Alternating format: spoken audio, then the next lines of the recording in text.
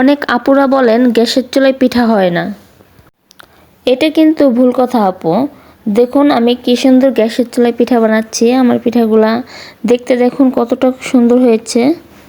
গ্যাসের চুলায় যেহেতু আঁচটা একটু বেশি লাগে, এই জন্য গুঁড়িটা একটু পাতলা করে গুলিয়ে নিতে হবে। তাহলেই আপুরা তোমাদের পিঠা এতটা সুন্দর হবে। এটাকে বলা হয় চিতই পিঠা। আমার বাসায় সাধারণত এই পিঠাগুলোই সবাই মজা করে বেশি খায়। মুরগির মাংস হালকা ঝোল করে এটার সাথে খেয়ে দেখো কতটা মজা লাগে। আমরা এই পিঠা বিভিন্ন রকম ভর্তার সাথেও খেতে পারি, যেমন শুটকি ভর্তা, সরিষা ভর্তা, ধনিয়া পাতা ভর্তা। এগুলোর সাথে আমরা এই পিঠাগুলো খেয়ে থাকি। যেহেতু শীতের দিন আসছে, অবশ্যই বাসায় বাসায় এখন শীতের পিঠা খাওয়া হবে। শীতের দিনে খেজুর গুড়টা বেশি পাওয়া যায়। খেজুর গুড় ও দুধের সাথে যদি এই পিঠাগুলো ভিজানো হয়, সেটাও খেতে অনেক দারুণ লাগে।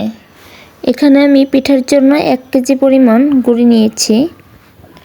আমি এখানে হাফ কেজি পরিমাণ পানি কুসুম গরম করে নিয়েছি। তুমি এখানে যতটা পিঠা খাবা ততটা পরিমাণ গুড় নিয়ে নেবে।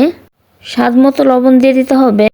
এবার গুঁড়িটাকে ভালো করে মিশিয়ে নিয়ে অল্প অল্প কুসুম গরম পানি দিয়ে মেখে নিতে হবে। একবারে পানিটা না দিয়ে বারে বারে দিতে হবে।